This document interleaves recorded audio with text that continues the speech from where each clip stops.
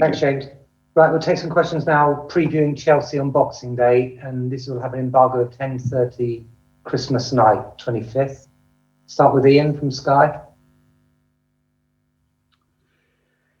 Mikel, hi.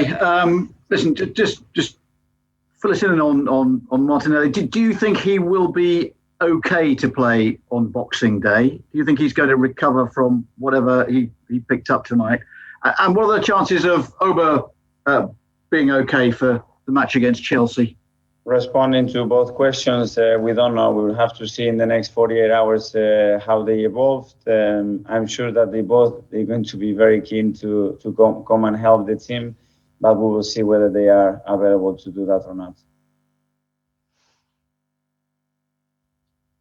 What did losing to Manchester City, is there a danger that it affects the confidence going forwards? Or do you just draw a line under it because it's a different competition?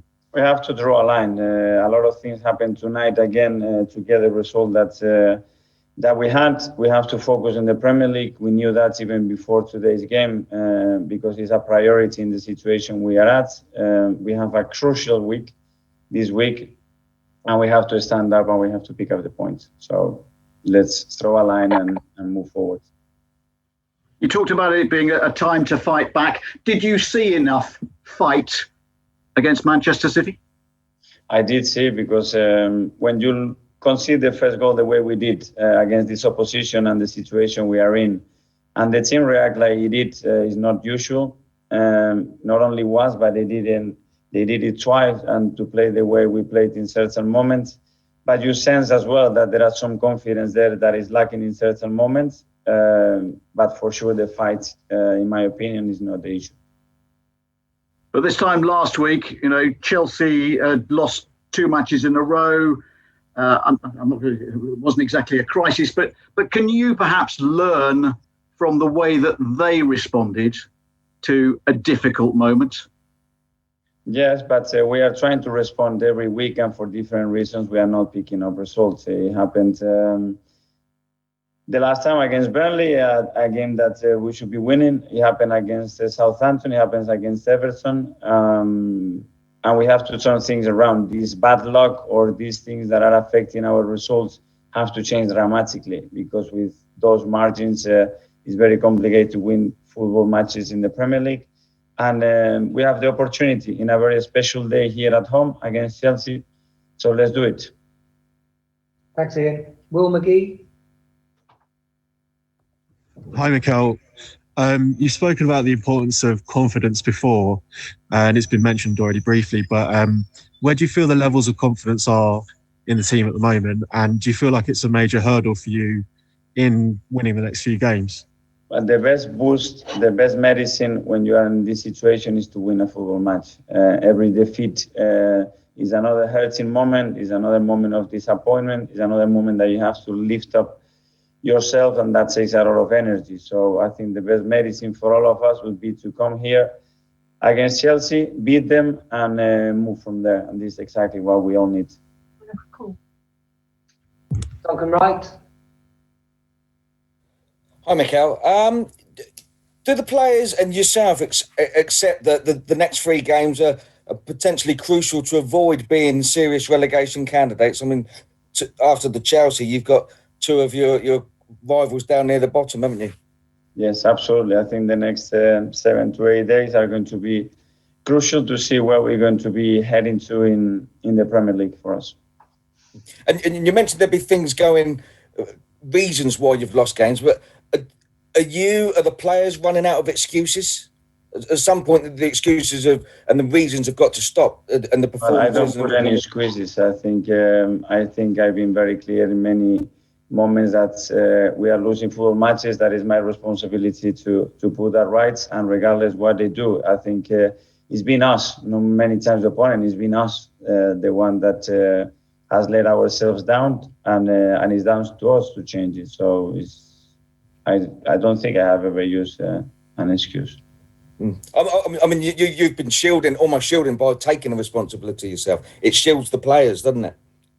It's time for them to stand up for you. Because I have to, and I will keep doing it when I see that they are really trying and they're trying to do their best thing. And then mistakes, errors, whatever happens, I will support them till the last day. And this is the way I believe that I have to do it. And of course, they have to play on the pitch and they have to put the performances, and we are here to help them as much as possible. And we have to accept that at the moment is nowhere near enough. Thanks. Thank Right, you. just a couple more. James, Ollie? Hi, Mikel. You beat Chelsea in the FA Cup final.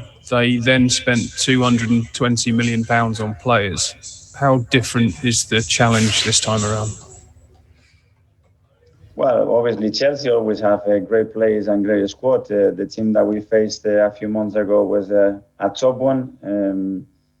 In this moment, probably you're talking about the strongest squad in the Premier League.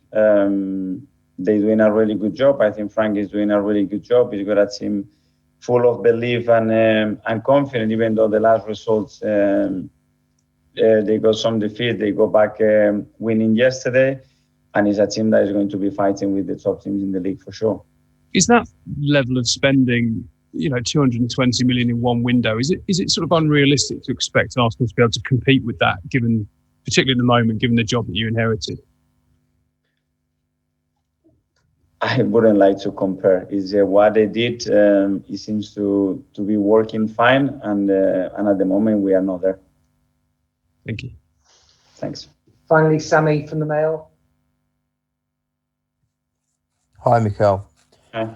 Can I ask you a question about team spirit and team bonding and how difficult it is to galvanise and nurture a team spirit when results aren't going so well? And then on top of that, Mikel, it might sound unusual, but how have the COVID restrictions impacted on team bonding? Because a lot of that is done away from the training ground, right? And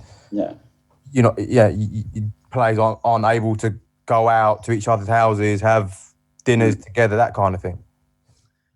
Well, at the moment, to keep the team together, the team alive, to be a team, not a group of players, to be a team at the moment, it takes a lot of energy, because when you are losing football matches, you have to lift them up, you have to get them together, you have to try to get them all being positive to each other, to try to not start blaming any external factor or any individual when things are not going well. As you mentioned, the best thing to do when you are like that is to have the possibility to do things outside our sites, get them together, change the environment. And at the moment with the COVID, we cannot do it, and probably we're not going to be able to do it in a while. So we have to find other ways. But I have to say that the players are really putting a lot of energy as well and enthusiasm not to lose what we are building. But it takes a lot of energy, because when you are losing games, every game is a lot of weight under your shoulders. It's another disappointment, and the people are suffering. We are hurting, we are suffering, and you have to get back and become the leader again, and try to push the players, and they respond and they are excited again for the game, and it's happening. So that's what I said. The best medicine, anything better than going outside our facilities, is to win against Chelsea. I think that will be the best team bonding that we can do at the moment. Thanks, Sammy. Thanks, everybody. Okay, thank you.